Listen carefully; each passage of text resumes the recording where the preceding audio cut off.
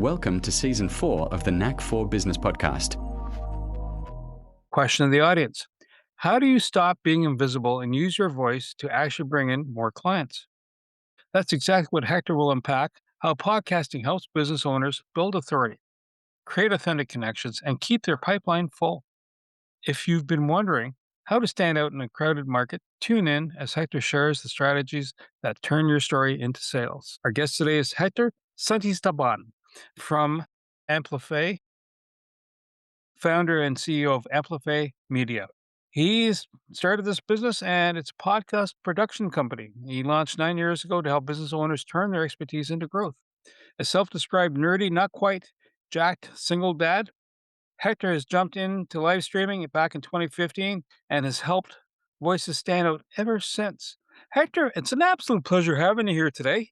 Thank you so much for being here. And do you have your favorite quote or saying, sir? Yeah, it's by Emil Coué, and it's every day in every way we're getting better. Perfect. Very perfect. So what pulled you into podcasting? I mean, you could have done YouTube, Instagram, TikTok. Maybe not 2015 TikTok wasn't the dance craze then, but what brought you into podcasting? What started even earlier than that, I remember back, I think it was 90, it was the 97, 98 Super Bowl. And John Elway he had just won his last Super Bowl and he was retiring. And I remember all of my family sitting around the TV watching him talk at the press conference, right? They weren't even watching the game. They were listening to him talk at the press conference.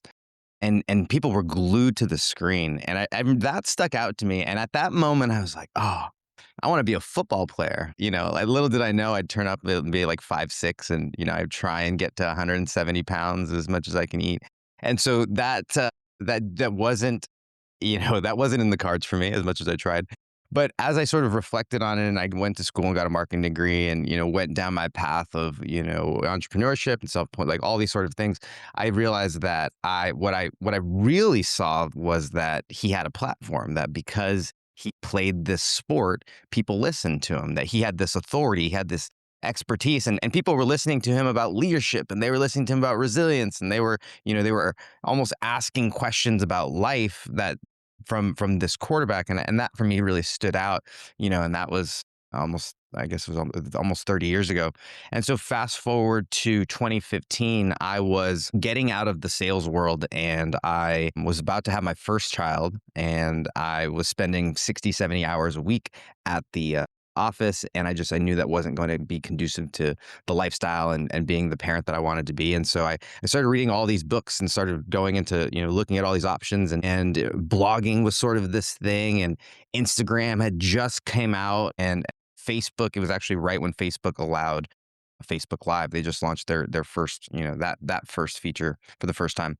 And so I just sort of saw that, someone told me that if I just talked, people might listen. And I was like, well, let me try this. And I was in my room in my office, and I hit the go live button, and people started to listen, and people started to show up. And it was back then, and even today, you could still see the how many people are tuning in live. I remember one day it was 1, and then it was 3, and then it was like 7, and then more and more people just kept showing up. So I just kept talking, and the market sort of evolved, and live streaming went its way, and it's coming back. It's having this sort of resurgence recently. But podcast emerged as this thing that anybody could do, and if you were new in the business world and you were new in the industry, it was something that could establish you sort of right away. And if you were really established with the industry or you had a lot of experience, it's something that could really cement that or take that to another level. And so for me, I sort of have a business and sales background, and I also live in Southern California where rent is due every month, and so I had to find a way to sort of make it make sense, dollars and cents. And so for me, business owners, and there's a lot of business leaders who they started back before the internet was a thing, right? They built most of their network, most of their connections, and most of they sort of their business before the internet was a thing. And now all of a sudden, 10 years later, we look up and you sort of have to be where people are in order to compete with the TikTokers or the Instagrammers or the YouTubers, because a lot of those people are coming around and they have a tenth of the experience that some of these other business leaders have. but they're getting 10 times the business because more people are aware of them. There's something you say that I think is both a good truth and a great marketing thing, but I'd love you to clarify. You say that every business, even a smallest startup, should consider launching a podcast. Why don't you fill in those blanks for me? Maybe even when there isn't someone who should be perfect. Go for it. Well, again, I'll go back to my sales background because I remember making, dozens of phone calls just to try and get one sort of sales appointment. And I have friends in the real estate space where that's their entire day is they're just calling people just to get their foot in the door because they know if they can get their foot in the door with X amount of people, that's going to turn into X amount of business. And so when all of a sudden, I started a podcast, I realized that if I invited someone onto my show or if I sent my show to somebody, that was a much more receptive offer than, "Hey, can we meet for 15 minutes to chat so I can tell you about my business?" And obviously there are wrong ways to do it and there are right ways to do it. But again, I go back to high school. I was sort of back then still the nerdy kid. And so I realized that if me and my friend threw the parties, we could make more friends because it was easier to get, all the pretty girls that come over to your party as opposed to trying to get invited to the ones that they were at. And so it's sort of the same mindset where if you have something to invite them to, now all of a sudden you create a value add for your guest, both in the opportunity, the placement, the distribution. Maybe there's some prestige and some esteem that maybe gets associated with it as well. But it really creates these connections that are otherwise going to take you years to get, a lot of dollars to get, or are just frankly not possible without something like a podcast. When you're working with a business and they say, listen, I want to do a podcast. How do you figure the right tempo? Because, Wayne and I were 400 podcasts deep in. We book an hour with somebody. I mean, I do my production too, but let's say, you're doing the production for them. So that takes the weight off the shoulders, for labor, and you're tweaking everything for them and do the intros, the outros, yada, yada, yada. How do you shape it so that it's kind of the right length? I book an hour, but the output might be anywhere from 25 to 45 minutes, depending on the guest and or I might have to do iteration two because there's too much to take in one shot. Do you kind of wrap it around going, you're this, this is the information you're going to share. I'm going to stop talking because you know what? I'm going to let you fill the blanks in. Yeah, well, I think it's a great question and something that people always have. And I always go back to the listener. Recently, I had someone reach out to me and they said, "Oh, I love your podcast because, a certain show is all under 30 minutes." And they're like, "I'm at the gym. That's what I'm looking for. I need it to be under 30 minutes. And that's the show that I'm looking for." So they're looking to something to place into that sort of that time bucket. And you can sort of expand that to a couple of other ones. A lot of them are like drive time or commute, which is like 30 to 45 minutes. Workouts might be a little bit longer. But I would think about it as when is your listener most apt to listen to it? And it's probably on a I mean, most people, it's on some sort of a commute or some sort of activity. And the thing about that is they like to complete the cycle. And so it's important to sort of think about those. We have one show in particular that they like to have really in-depth interviews. And so we'll just break them up into multiple chunks and it'll be part one and part two. And, we can do some things to smooth that over and make that sort of a smoother listening experience. But I think it's important to think about what your listeners are doing and also realize that you're probably not like a Joe. People always point to, well, Joe Rogan has 3 hour, podcasts. And it's like, well, you're not selling tickets to a comedy show. You're not selling sponsorship. Like, so there's a totally different business model for what they're doing. And I think that should be something to be considered for business owners who are using this as a medium to grow their business. You also wrap up at the same time because there's a soundbite in doing a podcast. But we also have YouTube podcasts going out, so there's a visual in there. Do you post on both spectrums, and how do you take the content then? Do you take chunks of the content out for promotional pieces? Yeah, all of it. The reality of podcasts is that most of the benefit of having a podcast is actually not from specifically the podcast listeners. And when I say that, I mean people who are specifically downloading it on Apple and Spotify, right? Because, YouTube is this sort of this weird gray area where, is it a podcast? Is it a not? And I don't really care to debate about that because it's really about being top of mind. It's really about being awareness. We had a show that started it. And similarly, they were an agency, a service provider in a particular industry, in a really niche industry that was well funded, though. And so within about a year and a half, they were able to become like the premier service provider in that industry simply because they were the ones creating content around it every week. And so they had this platform to be sharing what was going on within the industry, but then they also had this opportunity to be connecting with all of the top players in that industry and be having the conversation where they just got back from a conference, and it turns out that, one of the, top, I guess, probably top 3 biggest companies in the world are listening to this show because they became the show in that industry. And that industry is someone that's very interested in these particular companies and sorts.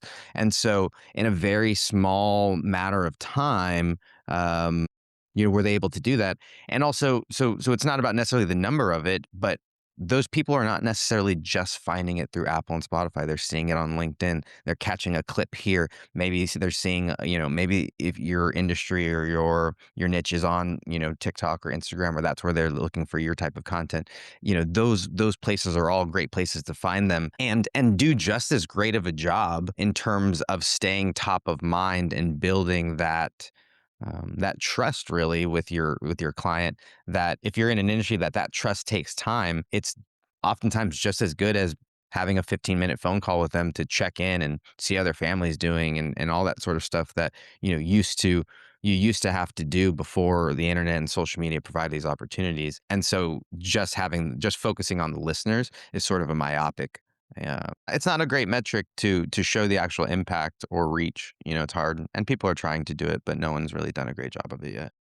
What happens when someone they say, I've been told you can help me with the podcast. And you go, of course I can. That's what I do.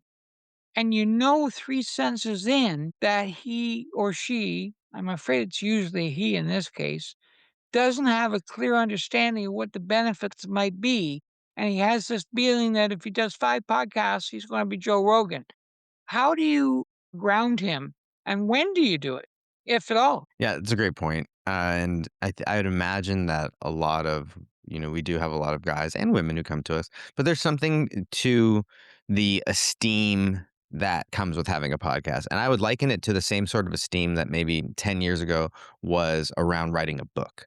And I think that is sort of, maybe with AI, it's sort of lost its luster a little bit. 10 years ago, if you wrote a book, there was this, whoa, you're an author. Like that is awesome. 20 years ago, it was even more impressive because, there was an ability to before self-publishing. But now there is this, yeah, this vanity thing that can't frankly be separated from it. And I think that it also is important and an important part of it because usually what I found is underneath is that they have a message that they want to share. And they have something important that they want to say, that they want to teach, that they want to inform or educate or inspire, that there's something worth saying, and that deep down in their heart of hearts, they're like, you're not saying what you're meant to be saying. You're not to get biblical or spiritual. There's a quote that is apparently been attributed to Timothy that says like something to the fact of what you bring forth will save you, and what you keep in will destroy you. And you can take the spiritual, the religious out of it.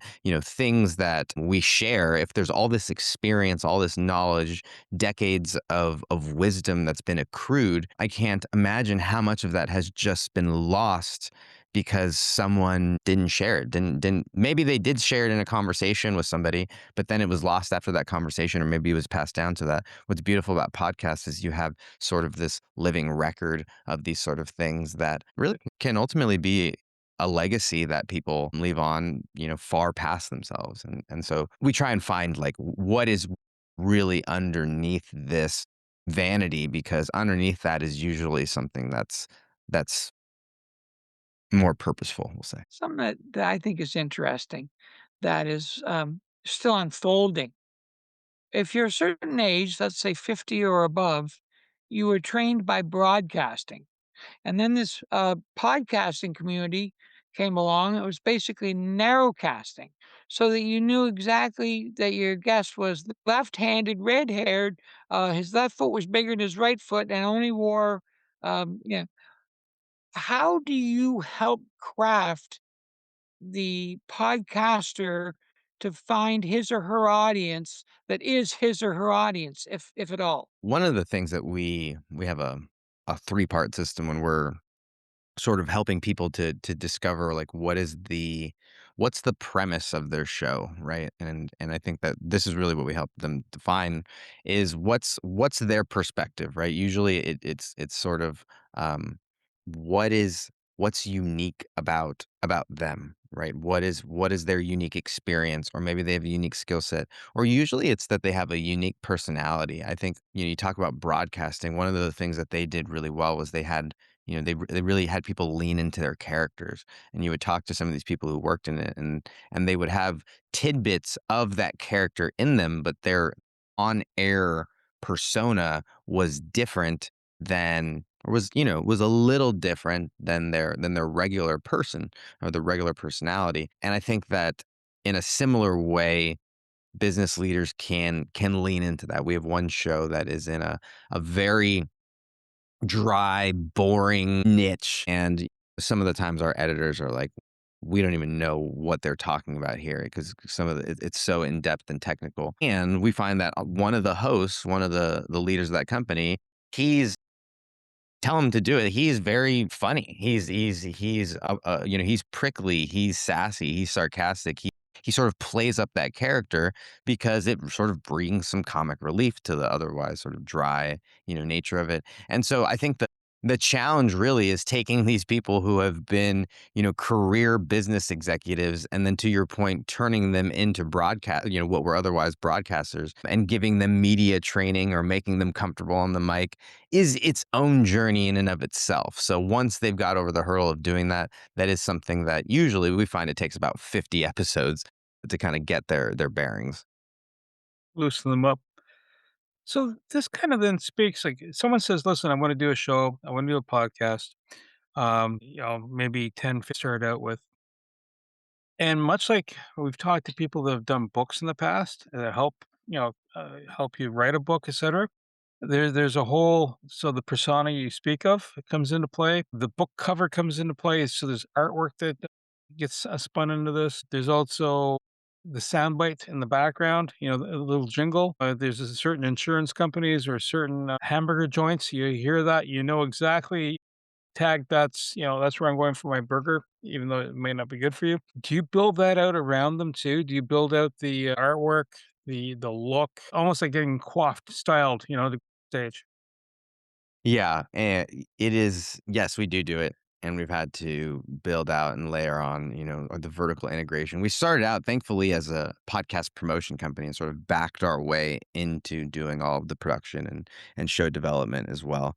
But I think that that's a really good point about a podcast that, especially as we move forward, it takes a lot of different pieces, or it takes a lot of different skill sets to produce it in a way that most people want to do it. You do need a video editor, you need a graphic designer, you need an audio person, you need someone now to know how to record, or even more and more to like make a set and make it look good. And more and more people are wanting to do things in studio, and so it's becoming a more and more of a production.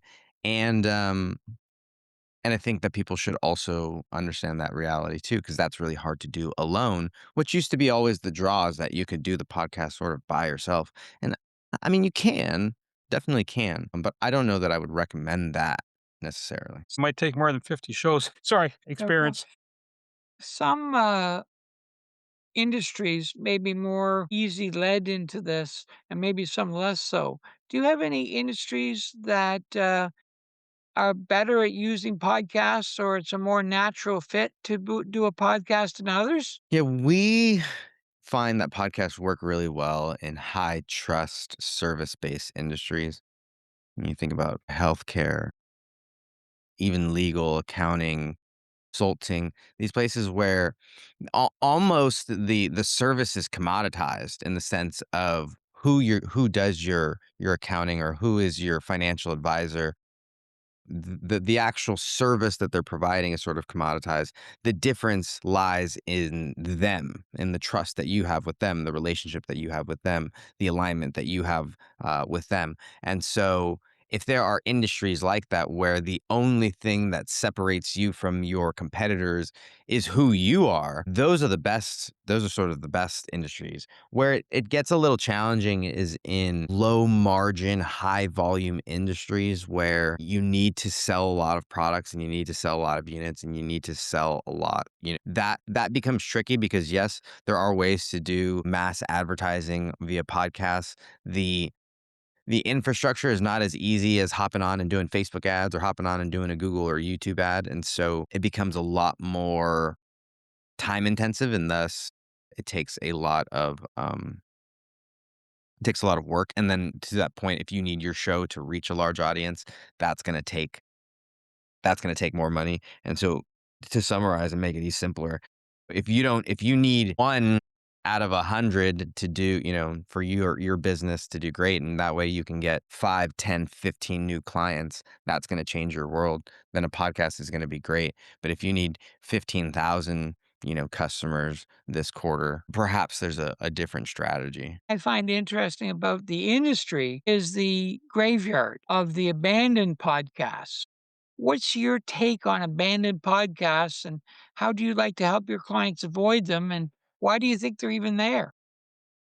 It's hard to do a podcast on your own, and it is hard to do a podcast. So that's what I'd say initially. Most people, they get into it and they realize that it's a lot more work than they realized. And so that we can't get around that, that it is a hard thing to do if you're trying to do it all on your own.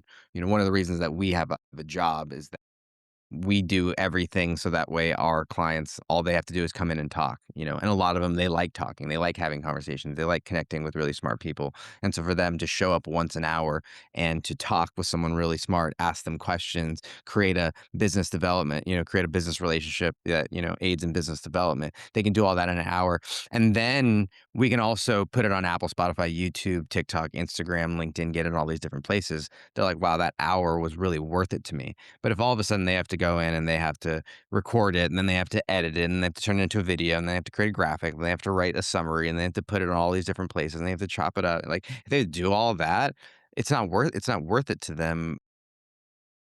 They should be spending the time on their actual business. And so that's the first thing. The second thing is we've had shows though that even, we've come in and try and save a sinking ship and, they're 3, 4 years in. And what happens is that the show, and I'm speaking specifically about shows that were started, in accordance or in alignment with the business, have gone so far away from the business or their show's interests and the business interests are so far away that they don't even know why they're doing the show anymore. We had one show that was doing tens of thousands of downloads, on a weekly basis, hundreds of thousands on a monthly basis. And the number one question that we were asking in the meeting is like, why are we doing the show?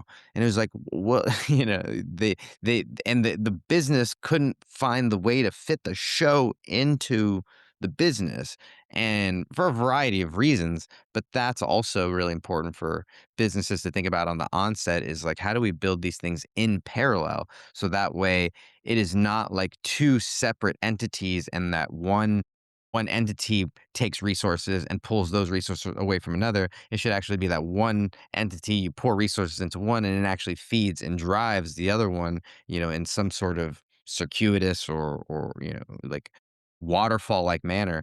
And a lot of businesses miss that or they lose it over time because they just get in the rut or the habit of doing show after show and they kind of lose that over time. Yeah, it's an interesting perspective. And I get what you're saying. It's two ships passing the night. The further you go, the farther apart they are.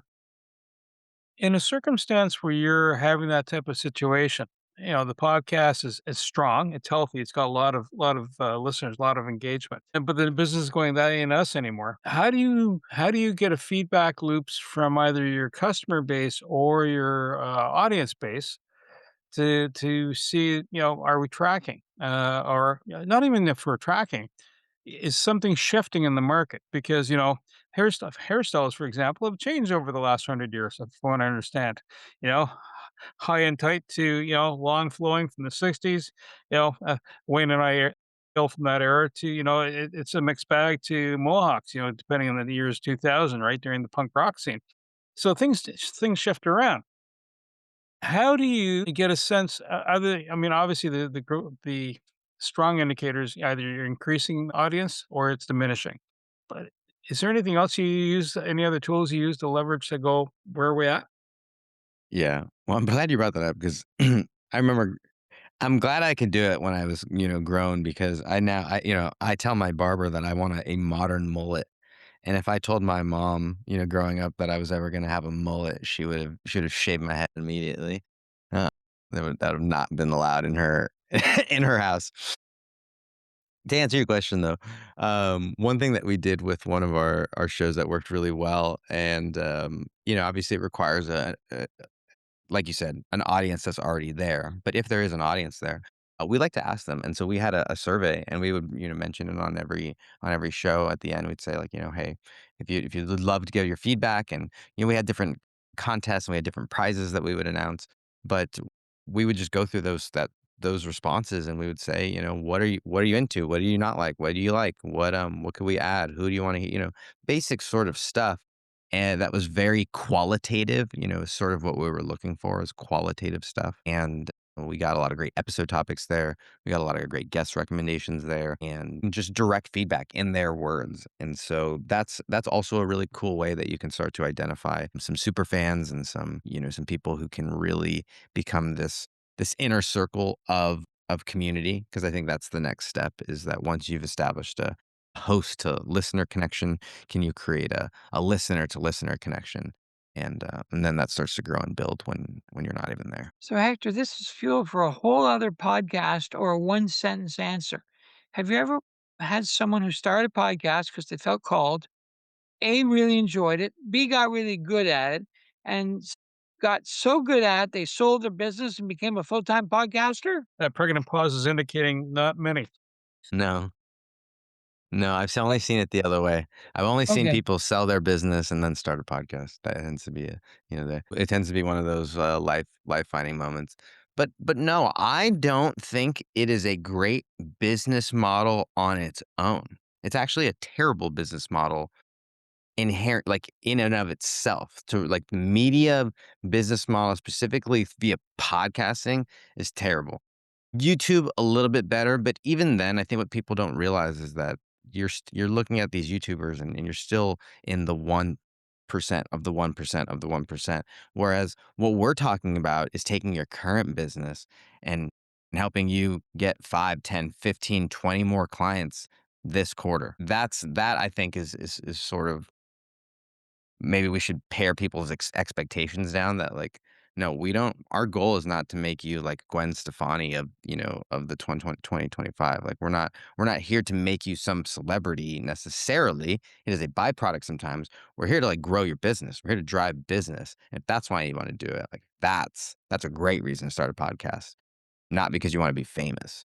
You mean Bernie lied to me? Sorry, that was just an attempt at humor. I'm just, as you after you said that, I'm gonna put sequins on you and see what happens next. And no, we're not going to do that for all of our sakes. When you're crafting a story or a podcast, so what we've learned early on through our evolution is to have some structure to come into it. And there's usually a script to work from. It's just something. It depends on your guests, or it depends on the type of show you're doing, whether you're interviewing somebody, whether you're just expressing content as a subject matter expert. And it's hot button stuff, it's talking about tariffs, or it's talking about housing, whatever the case might be, or versus having a roundtable with a group of people. How do you set up that structure? Is it totally dependent on the type of podcast? Is it dependent on the type of industry? What? Yeah, I definitely think it does depend on the type of podcast, type of industry. Like we have to take a lot of the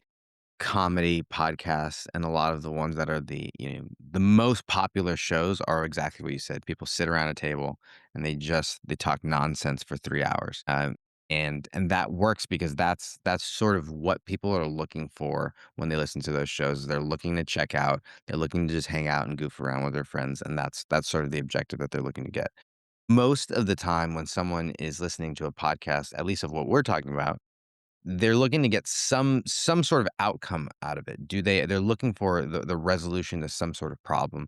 And so I think that structuring it is so that they get that outcome is very, very important. And that can be done through an interview. That can be done even just solo episodes. I think the more people that you add into the episode, the more skillful the host has to be in terms of navigating that dynamic between everybody. 2 is much easier than 3. 4 is really, really challenging, and upwards of there is even more challenging in terms of getting everybody's chance to be able to take place, pardon it, and then also for it to not go off the rails, right? And for you to not, end up in some rabbit hole or end up way off track. Because I do think that there should be, even if even if it doesn't follow a linear path, we talk about like a spider web sort of analogy with our hosts, where you have a central point and you might branch out, but it should come back to that central point, and then you can branch out again and come back to it.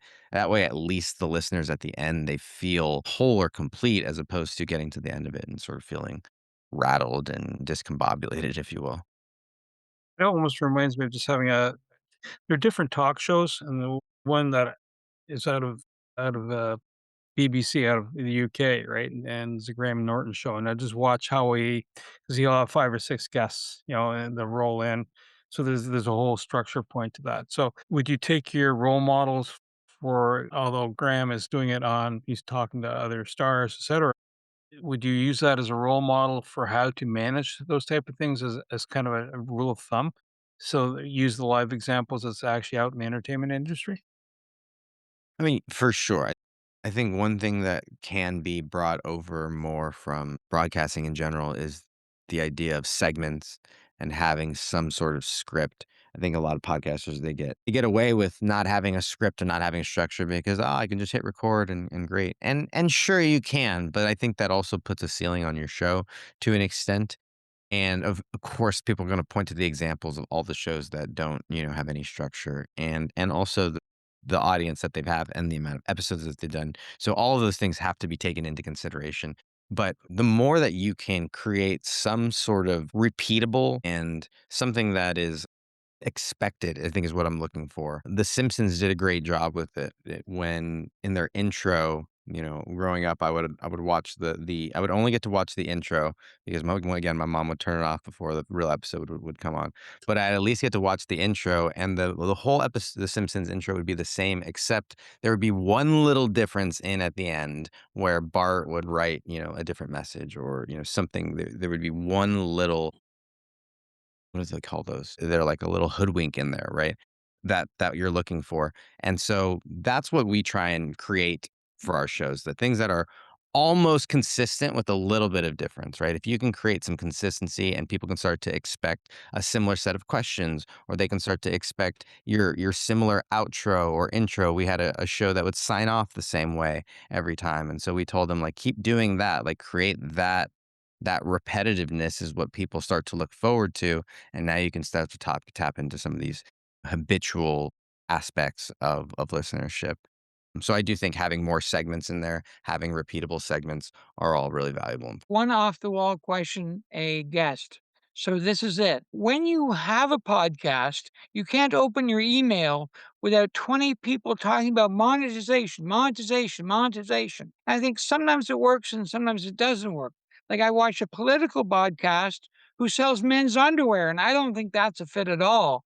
And maybe it's supply chain, maybe it's when would you say a sponsor is a good, legitimate fit, if ever, in a podcast? We really, like, again, only focus on niche industry specific shows, and so we generally would say that it makes much more sense for your business to sponsor your show than to come in and have someone else pay for it. With that being said, if your show gets big enough, if it starts to get into the tens of thousands of listeners, it might start to make sense to pursue some of those. I even think that after a while, after you're 50, 100, 150 episodes in, it makes sense to start to pursue some industry like partnerships that may not resemble a typical podcast sponsor where all it is an ad read or it's an ad read or something like that. But we've had shows where, they don't command the typical monetization prices that a regular, comedy podcast or true crime podcast might. But we created some really cool synergies with custom episodes, and we had, a few other people come on, and we created some different outreach and emails, and so we put together this really cool package that made a lot of sense because the audience was aligned, their business, was someone that was complementary to the company that was putting on the show. So after a while, it starts to make sense if the audience is there. But generally, we just try and say like, how can we get your business making more money? So let's put an ad for your own service in there. Let's create some more opportunities and to direct the listeners into your pipeline or your funnel or wherever it may be. That's usually where we push people first, at least. Which do you prefer, live or recorded?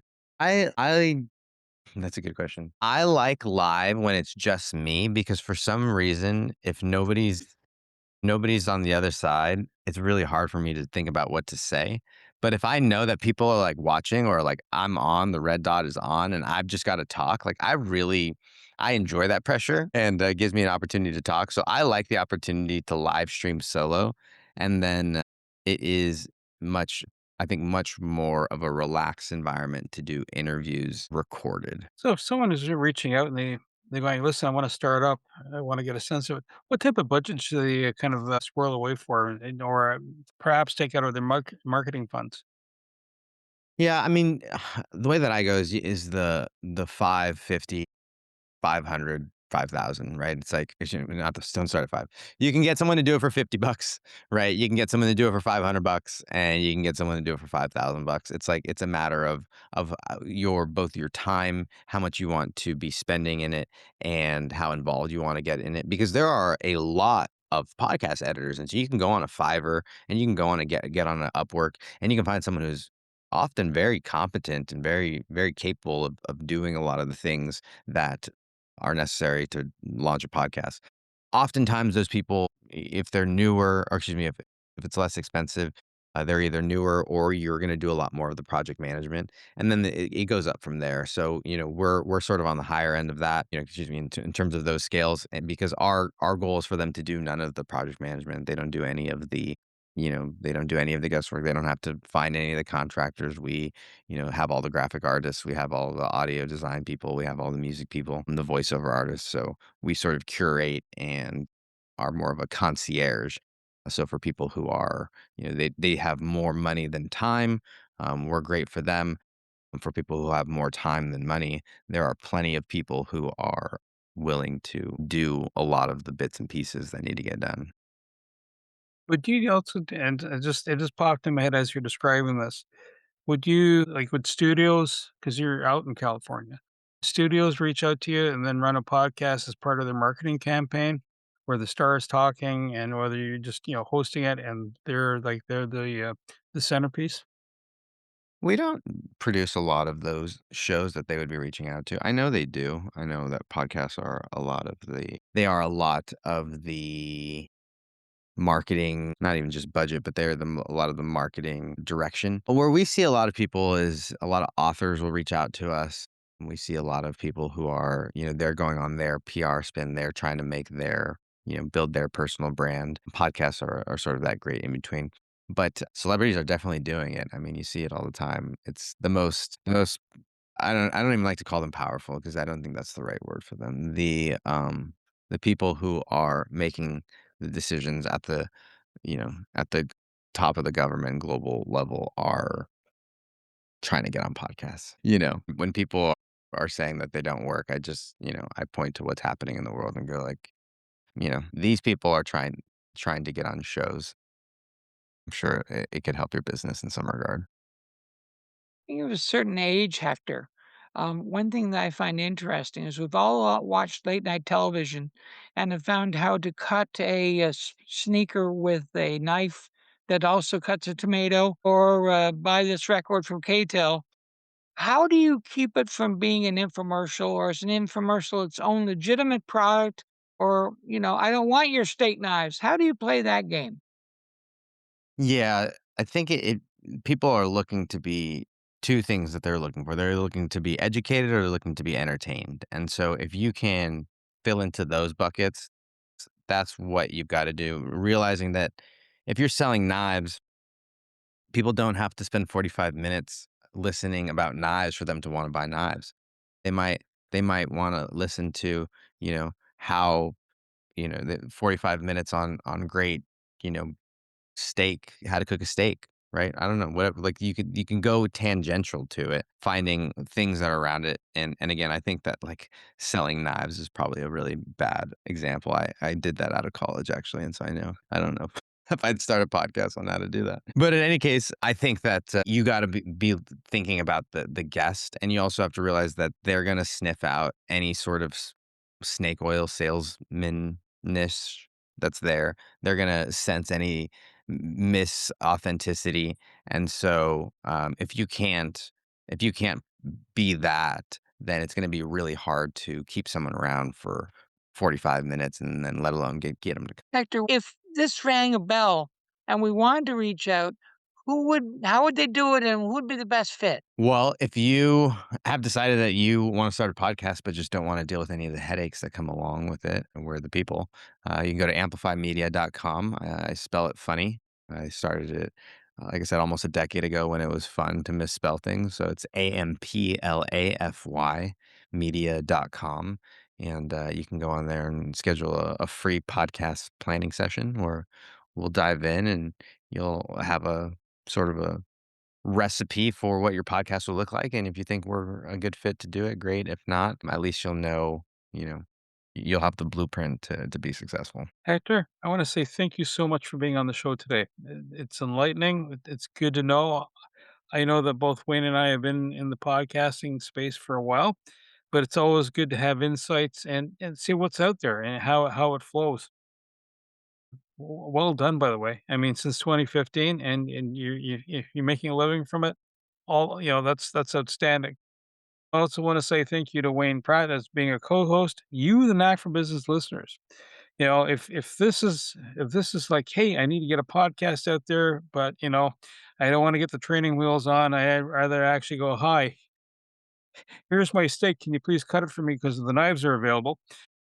Reach reach out to Hector because he's got that piece down pat, and he'll help shape your show not only from getting it edited, but also everything around it, all the trappings that you need to actually make it successful. To reach the podcast hosts, email them at info@creativeinsight.com or by the website creativeinsight.com, spelled KREATIVISIGHT.com. To reach Wayne at his email, wayne@motive8u.ca, that is MOTIVE, the numeral 8 and the letter u.ca, or his website, motive8u.ca. If you would like to be a guest on this podcast and share your knowledge, let us know. We would also appreciate your feedback on the content or format. Check the show notes for more details. For these podcasts, we like to acknowledge the support and thanks to the following people. Carl Richards from Podcast Solutions Made Simple, a renowned podcast expert.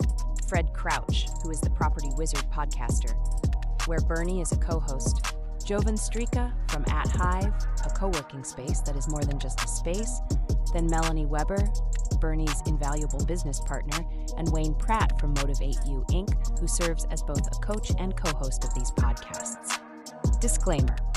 Please note that the Knack for Business podcast episodes are meant solely for educational and general informational purposes. The information and opinions contained within are not intended to be professional advice on any subject matter. The thoughts, views, and opinions expressed by the participants are their own personal beliefs and do not represent the views of the podcast hosts or any affiliated organizations. It is important to note that this podcast is not a replacement for consulting with certified experts in your area who possess knowledge of your unique situation. The hosts of the podcast along with any participants or affiliated groups, do not take responsibility for any actions taken or not taken based on the information presented in this episode. It is highly recommended that individuals seek guidance from their own personal advisors in fields such as accounting, law, or other pertinent areas prior to undertaking any actions or making decisions that may impact their financial, legal, or other aspects of life.